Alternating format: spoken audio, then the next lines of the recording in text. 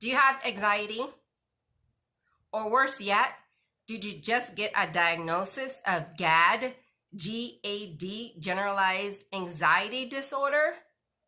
Well, that happened to me, and it was really the craziest time of my life and scary.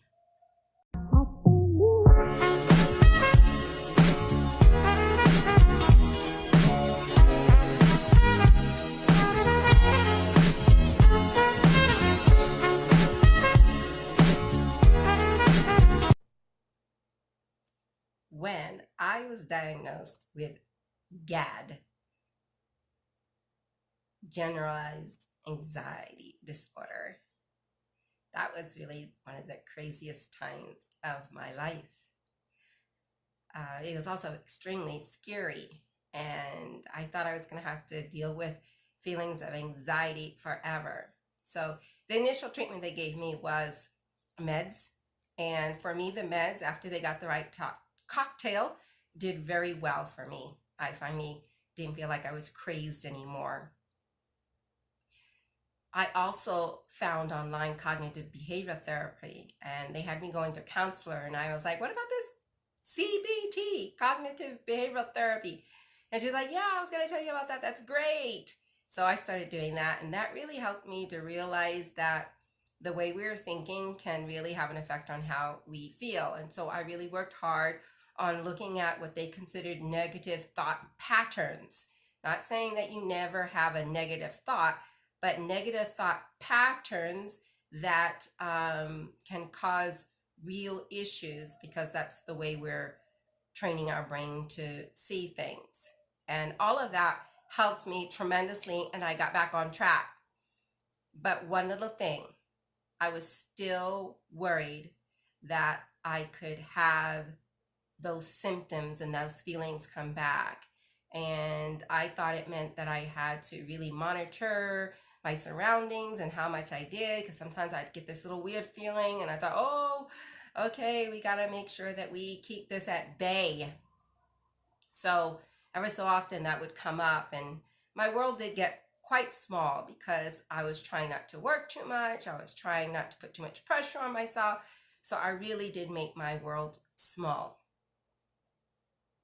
But my world is not small anymore, because the technique that I discovered for myself online, again, the information, helped me to understand really what was going on, what happened. And so when I learned the DIY technique that I share with everyone now,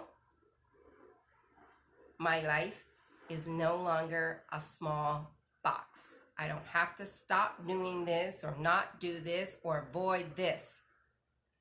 I could do pretty much anything I want. And so I do. This is a great DIY technique. And my dream is that I'm able to share this with people all over the world, and that people will start doing it and leaving me little comments of how it has helped them. So I love hearing where you are from. So if you're listening to my message from Bawawazawuka somewhere, I would love to know it. Let's get started today. Today, I'm going to talk a little bit about what I mentioned. It's cognitive behavioral therapy, CBT. I like it. How would I suggest someone to use it with my technique? Because keep in mind, this DIY technique, it is a do-it-yourself technique, but it is by no means saying that you dump your counselor or you stop taking your meds. That is not what I am telling people. I am telling them that you can use this in conjunction, and it will not surprise me if your counselor is like, who is this person? And things start changing for you. Maybe even your medicines will be, instead of being so high or so many, maybe they'll start decreasing them. I don't know. But what I'm saying is, with this technique, your counselor and your doctor is going to be like, oh my, we need to make some adjustments. What's going on here? Because you're going to be making some great changes.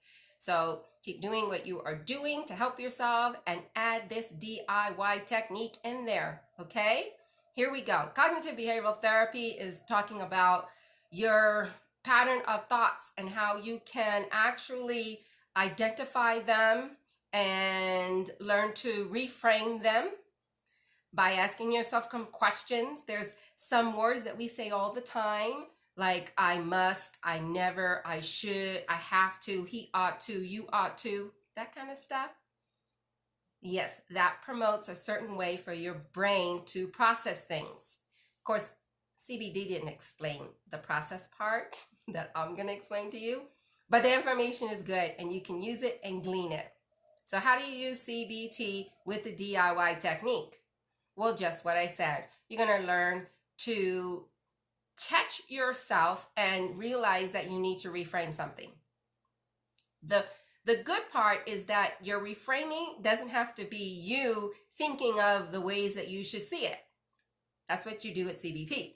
You actually will do this DIY technique that your brain will do it for you, and all of a sudden you'll be thinking those other things without forcing yourself to think of how to see it differently. That's hard to explain, but I'll try to say it one more time. You won't have to force yourself to see how you can see it positively. Your brain will just start feeding it to you and it'll be there and you're like, hey, okay, so there's the difference. Catching yourself is really great for using this DIY technique, because if you don't know there's something to change, then you're not gonna do the DIY technique. So the CBT is great on helping you to catch those. It is great for that. And I'm going to go over a few of the things that CBT teaches you on how to catch negative thought patterns. Catastrophizing things. Okay? That's the what if syndrome. What if this? What if that? I don't do this because what if this happens? What if that happens? You really want to look at those to see what is making your life miserable that you do that with, and do the DIY technique. Jumping to conclusions and overgeneralization. So jumping to conclusions is something happens and you already know what that means. Or it can be personalization, meaning everything has to do with you. Everything is happening because of you. And the other one is the generalization, and that has to do with one time something happens and it's always, you never, he never, I never, always. We want to look at those. And if we find things that are upsetting us, making us riled up, not keeping us calm, making us anxious, because of those, we want to do the DIY technique. Black or white? I'm a success! Woo! I'm such a loser. Oh, I'm a failure. Okay, black or white in your life. You're either super happy, or if it's not exactly the way you want, then you're just super bummed about it. Black or white?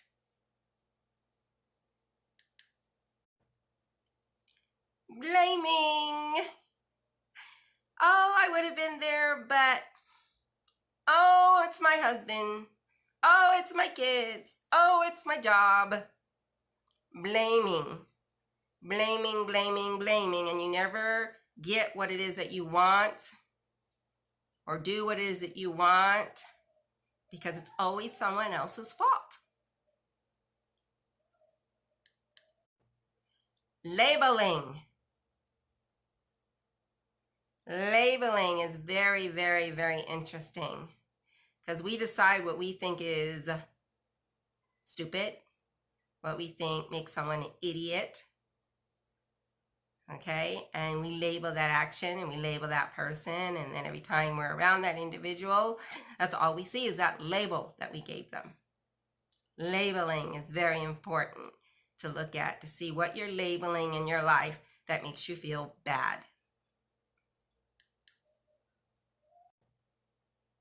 Those are some of the negative thought patterns that CBT talks about. So I do recommend looking at the full list. You could probably Google it. Negative thought patterns CBT, CBT, and you can get a whole list, and that will help you to see what thought patterns you might have that you don't recognize in certain things. That doesn't mean that if you have this thought pattern that's like that, it doesn't mean that's who you are and that's what you always do. It's just there's certain things that we will do that way, and we can actually stop it. Okay? So we don't need to go crazy and run around thinking that we have negative thought patterns. You know, it's just a nice list to look at and say, hey, you know, I sometimes do that in this area. You know, I don't do it in that area, but I guess I do that in that area. Makes me miffed. So I'm going to just clean that up so that I don't have that emotional charge that is making me not feel good.